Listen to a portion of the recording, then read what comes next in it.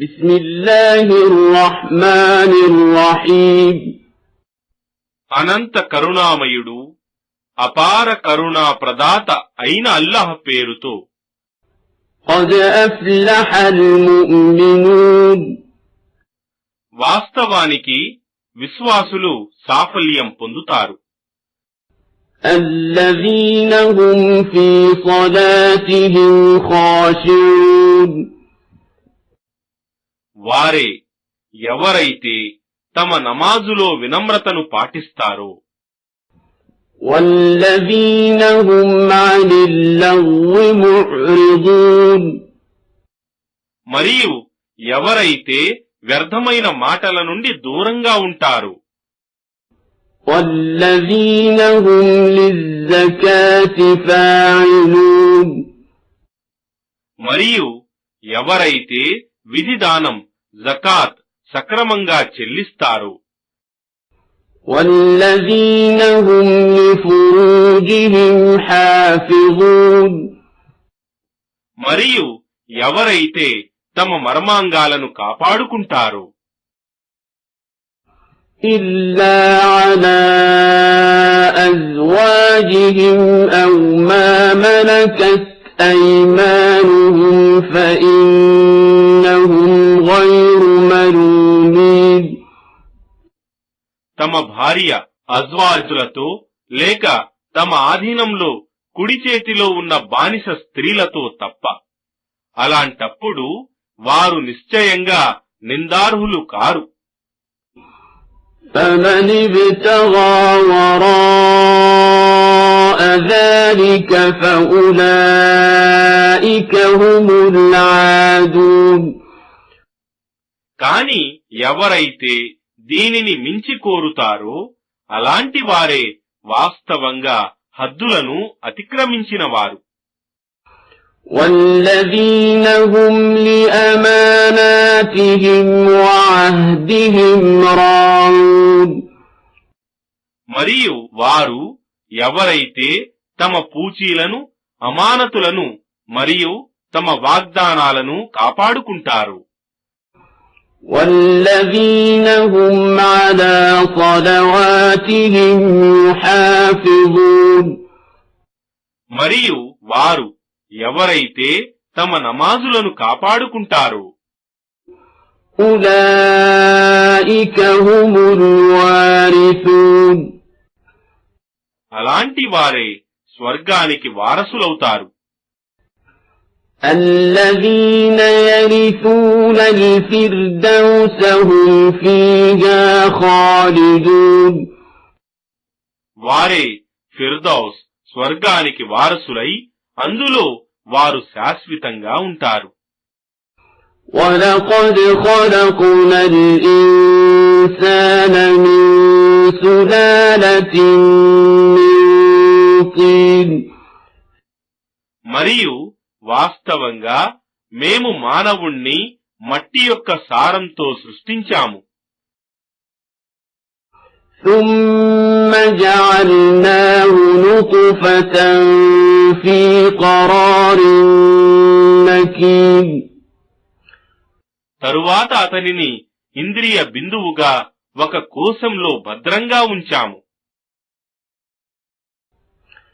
ثم خلقنا النطفة علقة فخلقنا العلقة مضغة فخلقنا المضغة عظاما فكسونا العظام لحما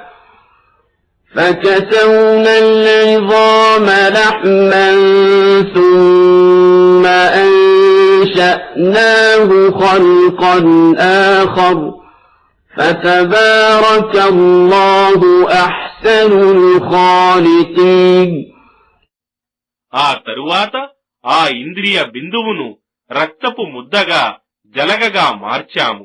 ఆ పైన ఆ రక్తపు ముద్దను జలగను మాంసపు ముద్దగా జీవాణువుల పిండంగా మార్చాము. ఆ జీవాణువుల పిండంలో ఎముకలను ఏర్పరచి ఆ ఎముకలను మాంసంతో కప్పాము. ఆ తరువాత దానిని మరొక భిన్న సృష్టిగా చేశాము. కావున శుభకరుడు శుభప్రదుడు అయిన అల్లాహ్యే అత్యుత్తమ సృష్టికర్త. ثم إنكم بعد ذلك لميتون ఆ తరువాత మీరు నిశ్చయంగా మరణిస్తారు. ثم إنكم يوم القيامة تبعثون అటు పిమ్మట నిశ్చయంగా మీరు పునరుత్థాన దినమున మరల లేపబడతారు. وَلَقَدْ خَلَقْنَا فَوْقَكُمْ سَبْعَ طَرَائِقَ وَمَا كُنَّا عَنِ الْخَلْقِ غَافِلِينَ మరియు వాస్తవానికి మేము మీపై 7 మార్గాలను ఆకాశాలను సృష్టించాము. మరియు మేము సృష్టి విషయంలో ఏమాత్రం నిర్లక్ష్యంగా లేము. وَأَنزَلْنَا مِنَ السَّمَاءِ مَاءً بِقَدَرٍ فَأَسْكَنَّاهُ فِي الْأَرْضِ وَإِنَّا عَلَى ذَهَابٍ بِهِ لَقَادِرُونَ మరియు మేము ఆకాశం నుండి ఒక పరిమాణంతో వర్షాన్ని నీటిని కురిపించాము. పిదప దానిని భూమిలో నిలువజేశాము. మరియు నిశ్చయంగా దానిని వెనక్కి తీసుకునే శక్తి మాకుంది.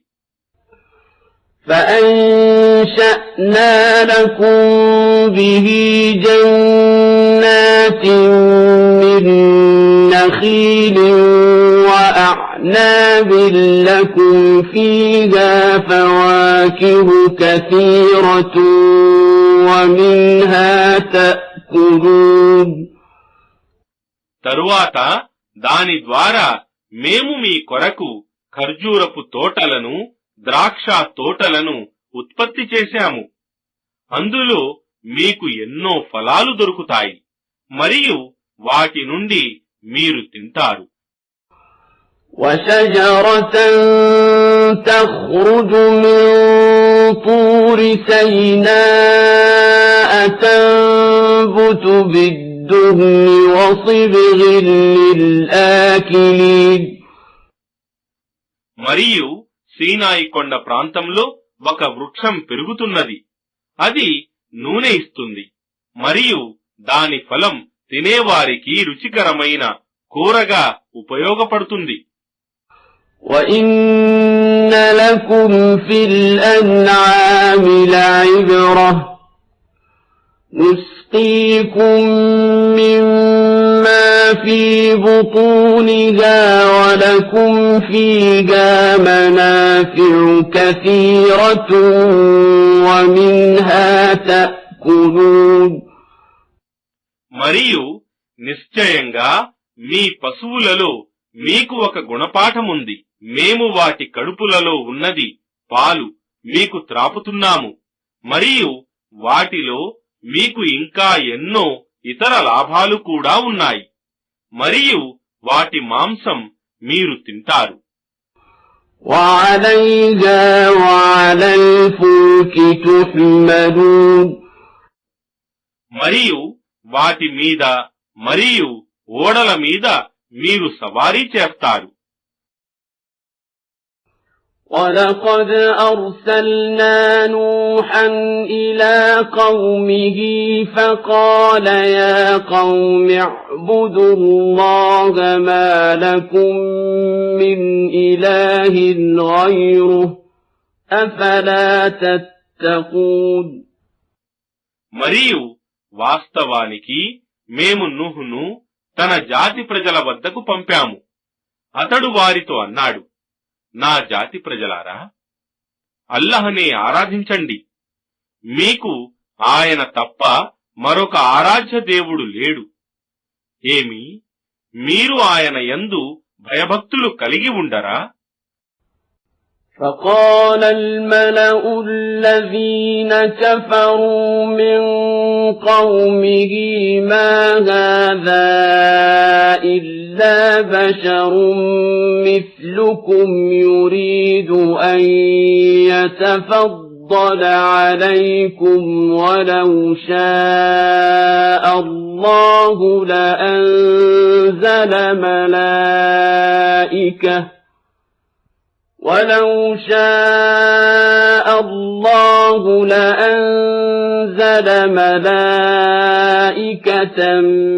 ما سمعنا بهذا في آبائنا الأولين.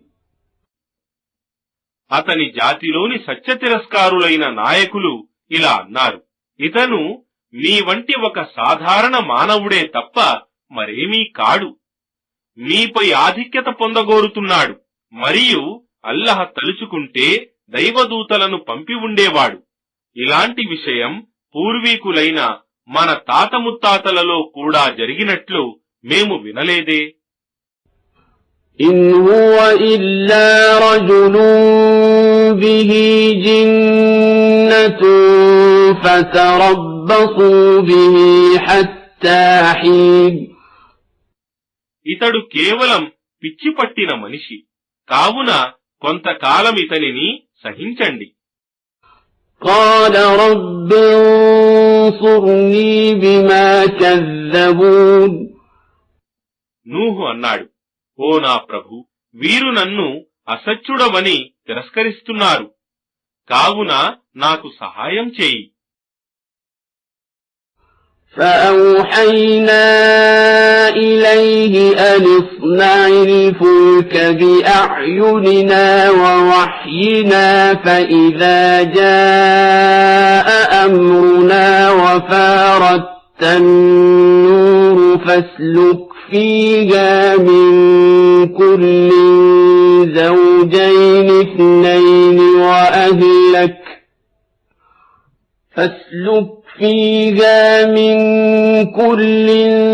زوجين اثنين وأهلك إلا من سبق عليه القول منهم ولا تخاطبني في الذين ظلموا إنهم مغرقون.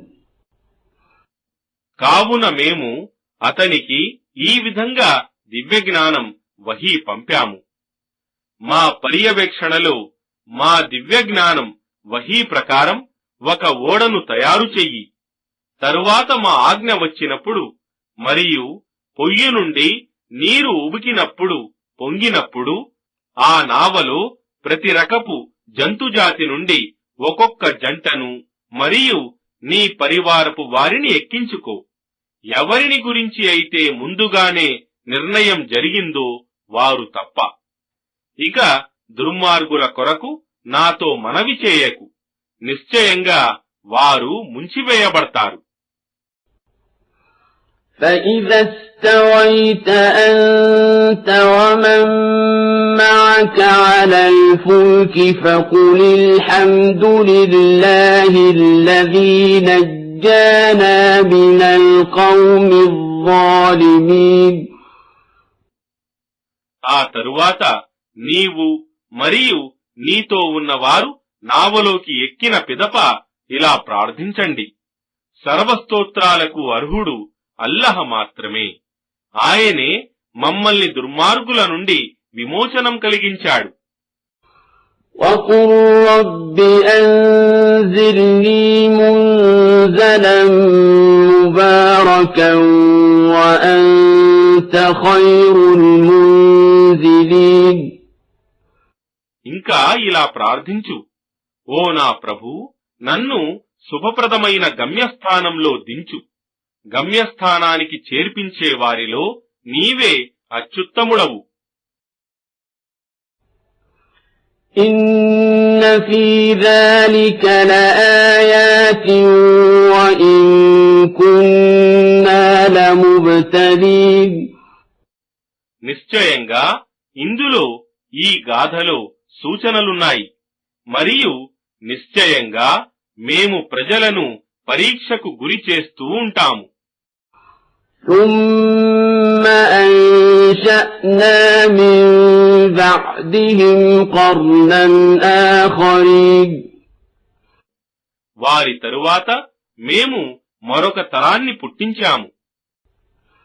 فأرسلنا فيهم رسولا منهم أن اعبدوا الله ما لكم من إله غيره أفلا تتقون మరియు వారి వద్దకు వారి నుండియే ఒక సందేశహరుణ్ణి పంపినప్పుడు అతను కేవలం అల్లహనే ఆరాధించండి, మీకు ఆయన తప్ప మరొక ఆరాధ్య దైవం లేడు, ఏమి మీకు దైవభీతి లేదా అని అన్నాడు.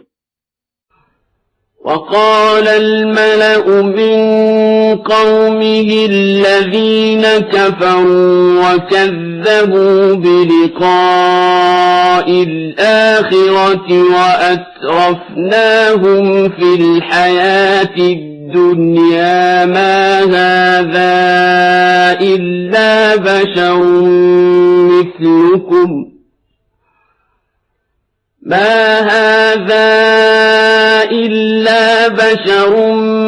مثلكم يأكل مما تأكلون منه ويشرب مما تشربون దానికి అతని జాతి వారిలోని సత్యతిరస్కారులైనట్టి వారు, పరలోక సమావేశాన్ని అబద్ధమని నిరాకరించేవారు మరియు ఇహలోక జీవితంలో మేము భాగ్యవంతులుగా చేసినట్టి నాయకులు ఇలా అన్నారు: ఇతను మీ వంటి సాధారణ మానవుడే తప్ప మరేమీ కాడు, మీరు తినేదే ఇతనూ తింటున్నాడు, మరియు మీరు త్రాగేదే ఇతనూ త్రాగుతున్నాడు.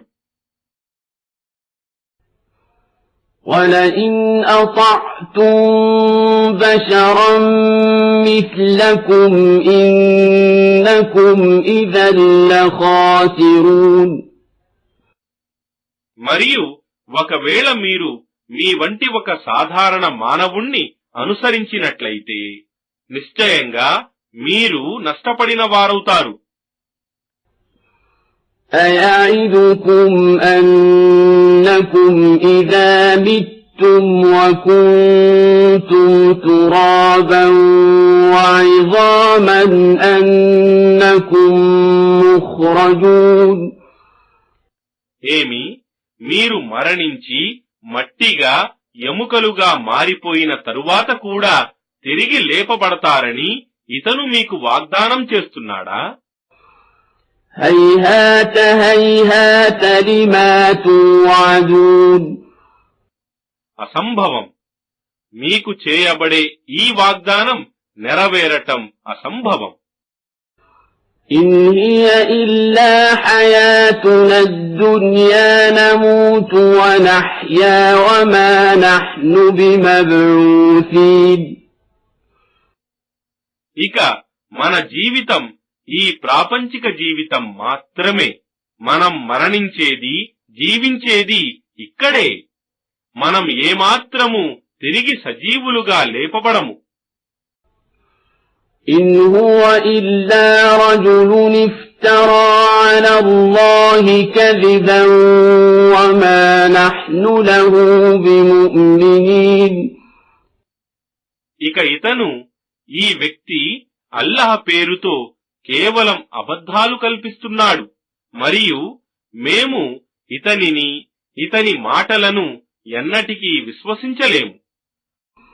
قال رب انصرني بما كذبون ఆ ప్రవక్త అన్నాడు: ఓ నా ప్రభు, వీరు చేసే నిందారోపణల నుండి నన్ను కాపాడు. قال عما قليل ليصبحن نادمين అల్లాహ్ ఇలా సెలవిచ్చాడు: వీరు కొంతకాలంలోనే పశ్చాత్తాపపడతారు.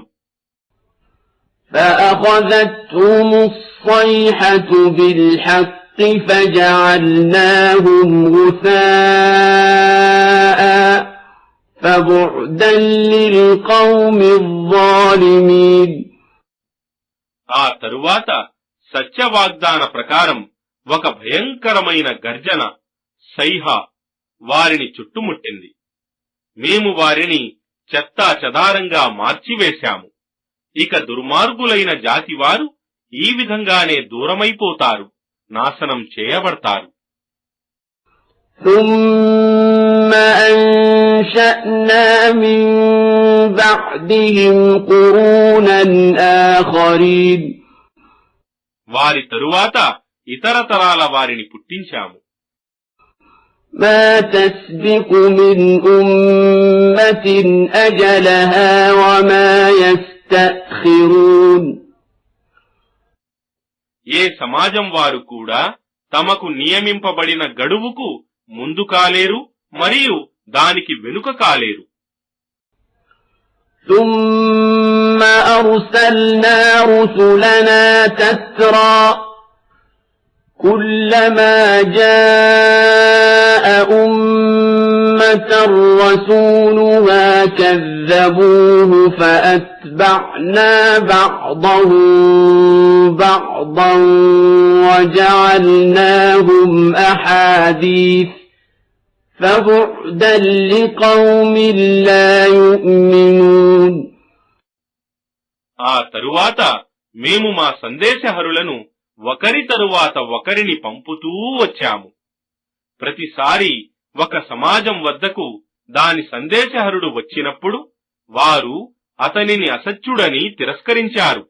వారిని ఒకరి తరువాత ఒకరిని నశింపజేస్తూ వచ్చాము. చివరకు వారిని గాథలుగా చేసి వదిలాము. ఇక విశ్వసించని ప్రజలు ఈ విధంగా దూరమైపోవుగాక, నాశనం చేయబడుగాక. ثم أرسلنا موسى وأخاه هارون بآياتنا وسلطان مبين. ఆ తరువాత మూసా మరియు అతని సోదరుడు హారూన్లను మా సూచనలతో మరియు స్పష్టమైన ప్రమాణంతో పంపాము. إلى فرعون وملئه فاستكبروا وكانوا قوما عالين. ఫిరౌన్ మరియు అతని నాయకుల వద్దకు, కాని వారు దురహంకారం చూపారు. వారు తమ అహంభావంలో మునిగి ఉండేవారు. فقالوا أنؤمن لبشرين مثلنا وقومهما لنا عابدون. అప్పుడు వారన్నారు, ఏమి మేము మా వంటి ఇద్దరు మానవులను విశ్వసించాలా? మరియు ఎవరి జాతివారైతే మా బానిసలుగా ఉన్నారో? فكذبوهما فكانوا من المهلكين. కావున వారు ఆ ఇరువురిని అసత్యవాదులని తిరస్కరించి నాశనం చేయబడిన వారిలో చేరిపోయారు. وَلَقَدْ آتَيْنَا مُوسَى الْكِتَابَ لَعَلَّهُمْ يَهْتَدُونَ. మరియు వాస్తవానికి మేము మూసాకు గ్రంథాన్ని ప్రసాదించాము, బహుశా వారు మార్గదర్శకత్వం పొందుతారేమోనని. وَجَعَلْنَا ابْنَ مَرْيَمَ وَأُمَّهُ آيَةً وَآوَيْنَاهُمَا إِلَى رَبْوَةٍ ذَاتِ قَرَارٍ وَمَعِينٍ.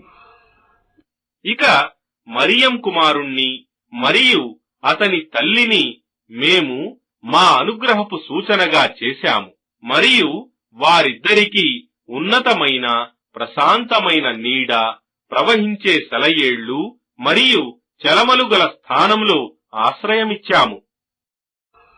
يا أيها الرسل كلوا من الطيبات واعملوا صالحا إني بما تعملون عليم. ఓ సందేశహరులారా, పరిశుద్ధమైన వస్తువులనే తినండి మరియు సత్కార్యాలు చేయండి. నిశ్చయంగా మీరు చేసేదంతా నాకు బాగా తెలుసు. وَإِنَّ هَذِهِ أُمَّتُكُمْ أُمَّةً وَاحِدَةً وَأَنَا رَبُّكُمْ فَاتَّقُونِ. మరియు నిశ్చయంగా మీ ఈ సమాజం ఒకే ఒక్క సమాజం మరియు నేనే మీ ప్రభువును, కావున మీరు నాయందే భయభక్తులు కలిగి ఉండండి. فَتَقَطَّعُوا أَمْرَهُم بَيْنَهُمْ زُبُرًا كُلُّ حِزْبٍ بِمَا لَدَيْهِمْ فَرِحُونَ. కాని వారు తమ ధర్మం విషయంలో పరస్పర భేదాభిప్రాయాలు కల్పించుకొని విభిన్న తెగలుగా చీలిపోయారు. ప్రతి వర్గం వారు తాము అనుసరించే దానితో సంతోషపడుతున్నారు. فَذَرْهُمْ فِي غَمْرَتِهِمْ حَتَّى حِينٍ. కావున వారిని కొంతకాలం వరకు వారి మూఢత్వంలోనే మునిగి ఉండనివ్వు.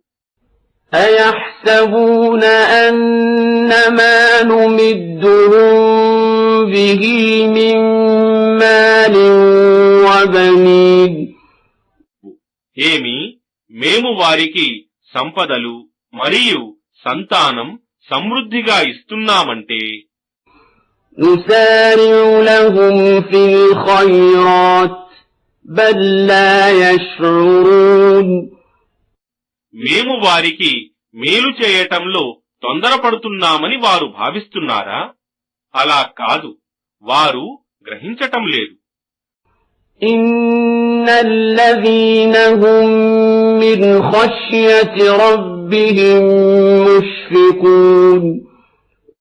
నిశ్చయంగా ఎవరైతే తమ ప్రభువు భయం వల్ల భీతిపరులై ఉంటారో وَالَّذِينَ هُمْ بِآيَاتِ رَبِّهِمْ يُؤْمِنُونَ. మరియు ఎవరైతే తమ ప్రభువు ఆయత్లను విశ్వసిస్తారో وَالَّذِينَ هُمْ بِرَبِّهِمْ لَا يُشْرِكُونَ. మరియు ఎవరైతే తమ ప్రభువుకు ఎవ్వరినీ సాటిగా భాగస్వాములుగా కల్పించరో وَالَّذِينَ يُؤْتُونَ مَا آتَوا وَقُلُوبُهُمْ وَجِلَةٌ أَنَّهُمْ إِلَى رَبِّهِمْ راجعون.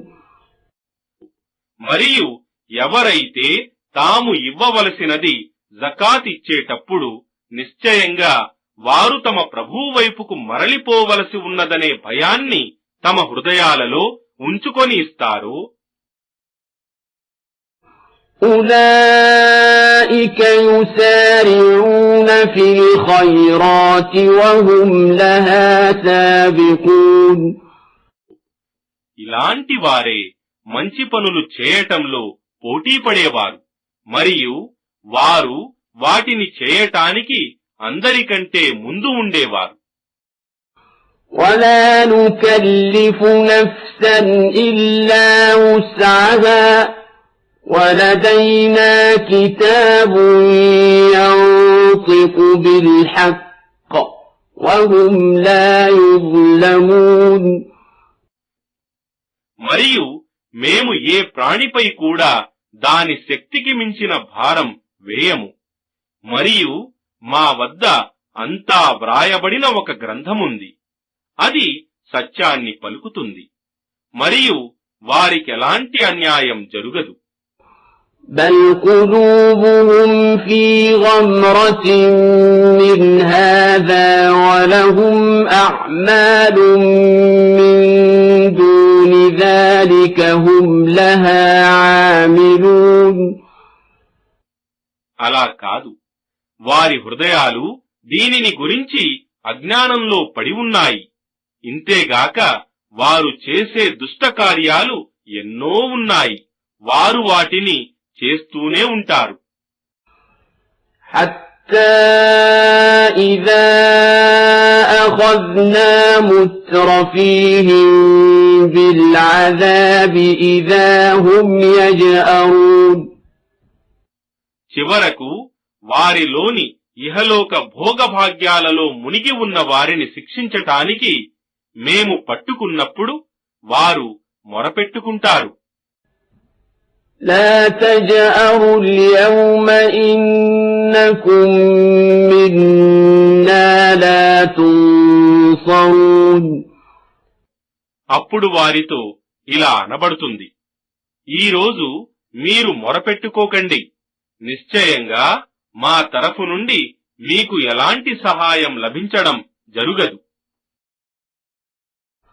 قد كانت آياتي تتلى عليكم فكنتم على أعقابكم تنكصون.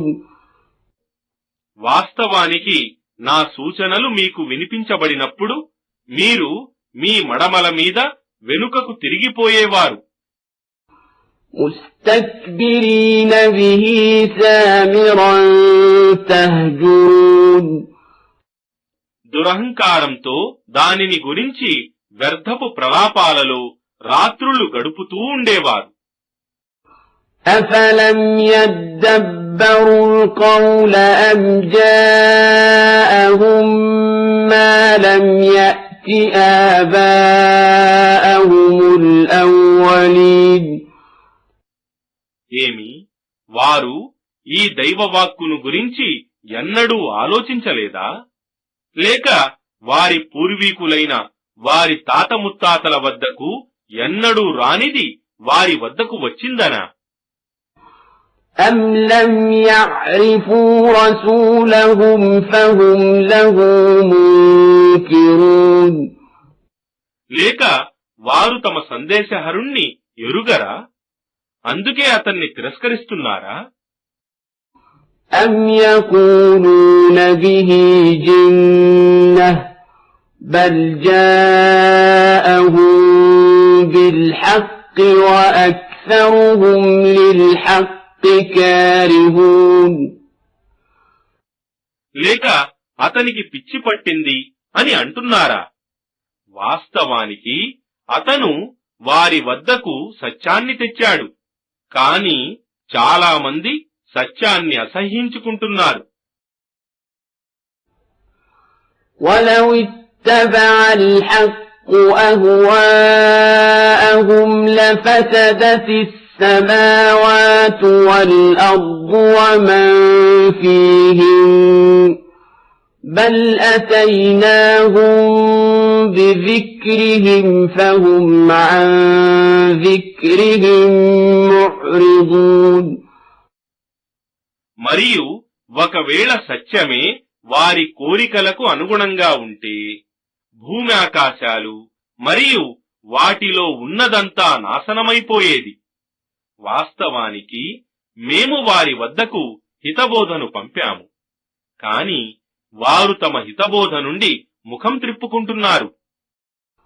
أم تسألهم خرجا فخراج ربك خير وهو خير الرازقين.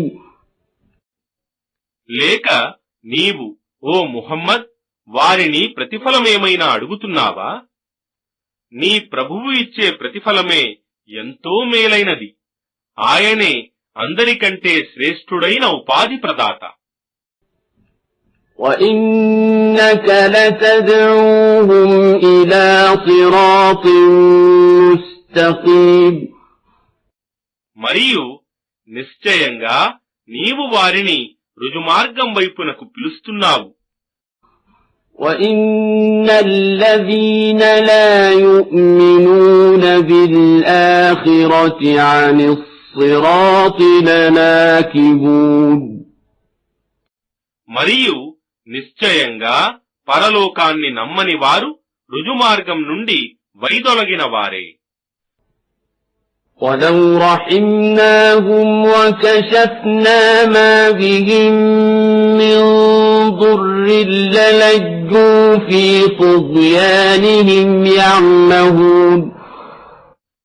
ఒకవేళ మేము వారిని కరుణించి ఇహలోకంలో వారికున్న ఆపదను తొలగించినా వారు తలబిరుసుతనంతో పట్టువిడవకుండా త్రోవ తప్పి సంచరిస్తూ ఉంటారు.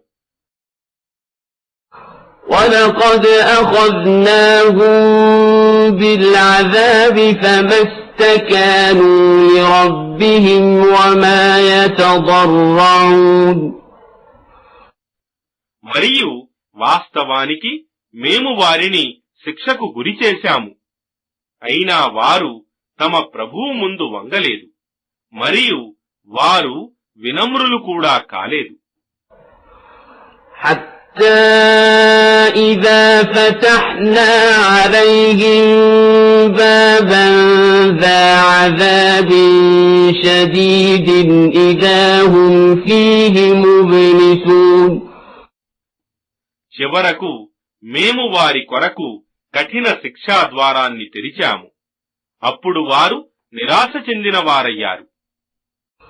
وهو الذي أنشأ لكم السمع والأبصار والأفئدة قليلا ما تشكرون.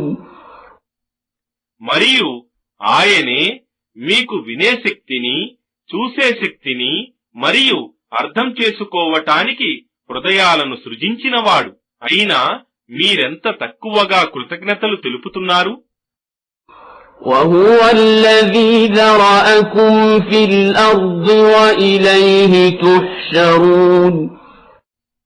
మరియు మిమ్మల్ని భూమిపై వ్యాపింపజేసిన వాడు ఆయనే, మరియు ఆయన వద్దనే మీరంతా సమావేశపరచబడతారు. وهو الذي يحيي ويميت وله اختلاف الليل والنهار أفلا تعقلون.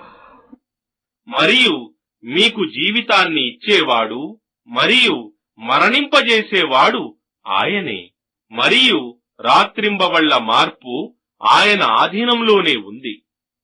ఏమి మీరిది అర్థం చేసుకోలేరా? بل قالوا مثل ما قال الأولون. కాని వారు తమ పూర్వీకులు పలికినట్లే పలుకుతున్నారు. قالوا أئذا متنا وكنا ترابا وعظاما أئنا لمبعوثون. వారంటున్నారు, ఏమి మేము మరణించి మట్టిగా మరియు ఎముకలుగా మారిపోయిన తరువాత కూడా మళ్లీ సజీవులుగా లేపబడతామా? لقد وعدنا نحن وآباؤنا هذا من قبل إن هذا إلا أساطير الأولين. వాస్తవానికి ఇటువంటి వాగ్దానాలు మాకు మరియు మాకు పూర్వం మా తాత ముత్తాతలకు చేయబడినవే. వాస్తవానికి ఇవి కేవలం పూర్వకాలపు కట్టుకథలు మాత్రమే. قل لمن الأرض ومن فيها إن كنتم تعلمون. వారిని ఇలా అడుగు, ఈ భూమి మరియు ఇందులో ఉన్నదంతా ఎవరికి చెందినదో మీకు తెలిస్తే చెప్పండి. سيقولون لله قل أفلا تذكرون. వారంటారు, అల్లాహకే. వారితో అను, అయినా మీరు హితోపదేశం స్వీకరించరా? قل من رب السماوات السبع ورب العرش العظيم. వారిని అడుగు, సప్తాకాశాల ప్రభువు మరియు సర్వోత్తమ సింహాసనానికి అర్ష్కు ప్రభువు ఎవరు? سيقولون لله قل أفلا تتقون వారంటారు, అల్లహ మాత్రమే అని. వారితో అను, అయితే మీరెందుకు ఆయన పట్ల భయభక్తులు కలిగి ఉండరు? قل من بيده ملكوت كل شيء وهو يجير ولا يجار عليه إن كنتم تعلمون వారిని ఇలా అడుగు, మీకు తెలిస్తే చెప్పండి, ప్రతిదానిపై పాలనాధికారం ఎవరి చేతిలో ఉంది? మరియు ప్రతిదానికి శరణమిచ్చేవాడు ఆయనే, మరియు ఆయనకు వ్యతిరేకంగా శరణమివ్వగలవాడెవ్వడూ లేనివాడు ఎవరు? سيقولون لله قل فأنا تسحرون వారంటారు, అల్లహ మాత్రమే. వారితో అను, అయితే మీరెందుకు మాయాజాలానికి గురి అవుతున్నారు, మోసగింపబడుతున్నారు? بل أتيناهم بالحق وإنهم لكاذبون అలా కాదు, మేము వారికి సత్యాన్ని అందజేశాము, మరియు నిశ్చయంగా వారే అసత్యవాదులు. ما اتخذ الله من ولد وما كان معه من إله إذا لذهب كل إله بما خلق ولعلى بعضهم على بعض سبحان الله عما يصفون అల్లహ ఎవరినీ కూడా తనకు సంతానంగా చేసుకోలేదు, మరియు ఆయనతో పాటు మరొక ఆరాధ్య దేవుడు లేడు. అలా అయితే ప్రతి దేవుడు తన సృష్టితో వేరైపోయేవాడు. మరియు వారు ఒకరిపైనొకరు ప్రాబల్యం పొందగోరేవారు. అల్లహ వారు కల్పించే వాటికి అతీతుడు. عالم الغيب والشهادة فتعالى عما يشركون ఆయన అగోచర మరియు గోచర విషయాల జ్ఞానం గలవాడు. వారు సాటి కల్పించే భాగస్వాముల కంటే ఆయన అత్యున్నతుడు. قل رب إما تريني ما يوعدون ఓ ముహమ్మద్, ఇలా ప్రార్థించు, ఓ నా ప్రభూ, ఏ శిక్ష అయితే వారికి అవిశ్వాసులకు వాగ్దానం చేయబడి ఉన్నదో దానిని నీవు నాకు చూపనున్నచో, رب فلا تجعلني في القوم الظالمين ఓ నా ప్రభూ, నన్ను ఈ దుర్మార్గ ప్రజలలో చేర్చకు. وإنا على أن نريك ما نعدهم لقادرون మరియు నిశ్చయంగా మేము వారికి అవిశ్వాసులకు వాగ్దానము చేసింది శిక్ష నీకు చూపగల సమర్థులము. ادفع بالتي هي أحسن السيئة نحن أعلم بما يصفون చెడును మంచితనంతో నివారించు, వారు ఆపాదించే విషయాలు మాకు బాగా తెలుసు. وقل رب أعوذ بك من همزات الشياطين మరియు ఇలా ప్రార్థించు, ఓ నా ప్రభూ, శైతానులు రేకెత్తించే కలతల నుండి రక్షణ పొందటానికి నేను నీ శరణు వేడుకుంటున్నాను. وأعوذ بك رب أن يحضرون మరియు ఓ నా ప్రభూ, అవి నా వద్దకు రాకుండా ఉండాలని నేను నీ శరణు వేడుకుంటున్నాను. حتى إذا جاء أحدهم الموت قال رب ارجعون. చివరికి వారిలో ఒకడికి మరణం సమీపించినప్పుడు వాడిలా వేడుకుంటాడు, ఓ నా ప్రభూ, నన్ను తిరిగి భూలోకానికి పంపు. لعلي أعمل صالحا فيما تركت كلا إنها كلمة هو قائلها ومن ورائهم برزخ إلى يوم يبعثون. నేను చేయకుండా వచ్చిన సత్కార్యాలు చేయటానికి అది కాని పని. నిశ్చయంగా అది అతని నోటి మాట మాత్రమే. ఇక ఈ మరణించిన వారు తిరిగి లేపబడే దినం వరకు వారి ముందు ఒక అడ్డుతెర బర్జఖ్ ఉంటుంది. فإذا نفخ في الصور فلا أنساب بينهم يومئذ ولا يتساءلون. ఆ తరువాత బాకా ఊదబడిన దినమున వారి మధ్య ఎలాంటి సంబంధాలు ఉండవు, మరియు వారు ఒకరినొకరు పలుకరించుకోరు కూడా. فمن ثقلت موازينه فأولئك هم المفلحون. ఇక ఎవరి సత్కార్యాల పళ్ళాలు బరువుగా ఉంటాయో అలాంటి వారే సాఫల్యం పొందేవారు.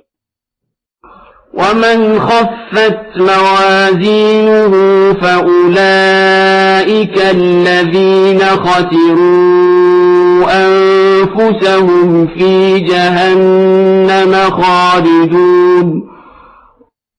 మరియు ఎవరి పళ్ళాలు తేలికగా ఉంటాయో అలాంటి వారే తమను తాము నష్టానికి గురి చేసుకున్నవారు, వారే నరకంలో శాశ్వతంగా ఉండేవారు. تلفح وجوههم النار وهم فيها كالحون. అగ్ని వారి ముఖాలను కాల్చివేస్తుంది, వారి పెదవులు బిగించుకుపోయి పళ్ళు బయటపడతాయి. ألم تكن آياتي تتلى عليكم فكنتم بها تكذبون. వారిని అల్లాహ్ ఇలా ప్రశ్నిస్తాడు, ఏమి నా సూచనలు మీకు వినిపించబడలేదా? అప్పుడు మీరు వాటిని అసత్యాలని తిరస్కరిస్తూ ఉండేవారు కదా. قالوا ربنا غلبت علينا شقوتنا وكنا قوما ضالين. వారిలా అంటారు, ఓ మా ప్రభూ, మా దురదృష్టం మమ్మల్ని క్రమ్ముకొని ఉండింది, మేము మార్గభ్రష్టులమైన వారుగా ఉండేవారం. ربنا أخرجنا منها فإن عدنا فإنا ظالمون. ఓ మా ప్రభూ, మమ్మల్ని ఈ నరకం నుండి బయటకు తీయి. ఒకవేళ మేము మరల పాపాలు చేస్తే మేము నిశ్చయంగా దుర్మార్గులమే. قال اخسئوا فيها ولا تكلمون. ఆయన అల్లాహ్ అంటాడు, దానిలోనే పరాభవంతో పడి ఉండండి, మరియు నాతో మాట్లాడకండి. إنه كان فريق من عبادي يقولون ربنا آمنا فاغفر لنا وارحمنا وأنت خير الراحمين. నిశ్చయంగా నా దాసులలో కొందరు ఇలా ప్రార్థించేవారున్నారు, ఓ మా ప్రభూ, మేము విశ్వసించాము, మమ్మల్ని క్షమించు మరియు మమ్మల్ని కరుణించు, మరియు కరుణించే వారిలో నీవే అత్యుత్తముడవు. فاتخذتموهم سخريا حتى أنسوكم ذكري وكنتم منهم تضحكون. కాని మీరు వారిని పరిహాసానికి గురిచేసేవారు. చివరకు ఆ పరిహాసమే మిమ్మల్ని నా ధ్యానం నుండి మరపింపజేసింది. మరియు మీరు వారి మీద నవ్వేవారు, ఎగతాళి చేసేవారు. ఇన్నీ జజైతుహుముల్ యౌమ బిమా సబరూ అన్నహుం హుముల్ ఫాయిజూన్. నిశ్చయంగా ఈ రోజు నేను వారికి వారి సహనానికి తగిన ప్రతిఫలాన్ని ఇచ్చాను. నిశ్చయంగా వారే విజయం పొందినవారు. قال كم لبثتم في الأرض عدد سنين. అల్లాహ్ ఇలా ప్రశ్నిస్తాడు, మీరు భూమిలో ఎన్ని సంవత్సరాలు గడిపారు? قالوا لبثنا يوما أو بعض يوم فاسأل العادين. వారిలా జవాబిస్తారు, మేమక్కడ ఒక్క దినము లేక దినపు కొంత భాగము ఉంటిమి, లెక్కపెట్టిన వారిని అడుగు. قال إن لبثتم إلا قليلا لو أنكم كنتم تعلمون. అల్లాహ్ అంటాడు, మీరక్కడ ఉన్నది కొంతకాలం మాత్రమే. ఒకవేళ ఇది మీరు తెలుసుకొని ఉంటే ఎంత బాగుండేది. أفحسبتم أنما خلقناكم عبثا وأنكم إلينا لا ترجعون. ఏమి, వాస్తవానికి మేము మిమ్మల్ని వృధాగానే పుట్టించామని మరియు మీరు మా వైపునకు ఎన్నడూ మరలిరారని భావించారా?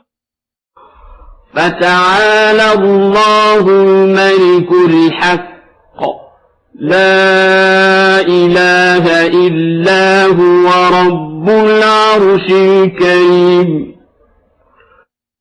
కావున తెలుసుకోండి, అల్లాహ్ అత్యున్నతుడు, నిజమైన విశ్వ సార్వభౌముడు. ఆయన తప్ప మరొక ఆరాధ్య దేవుడు లేడు. ఆయనే గౌరవప్రదమైన సింహాసనానికి అర్ష్కు ప్రభువు.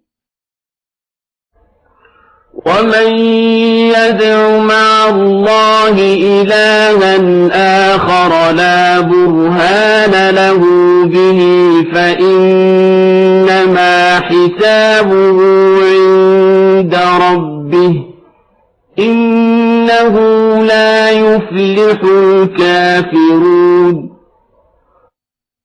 ఇక ఎవడైనా అల్లహతో పాటు మరొక దైవాన్ని తన వద్ద దాని కొరకు ఎలాంటి ఆధారం లేకుండానే ప్రార్థిస్తాడు, నిశ్చయంగా అతని లెక్క అతని ప్రభువు వద్ద ఉంది. నిశ్చయంగా సత్యతిరస్కారులు సాఫల్యం పొందలేరు.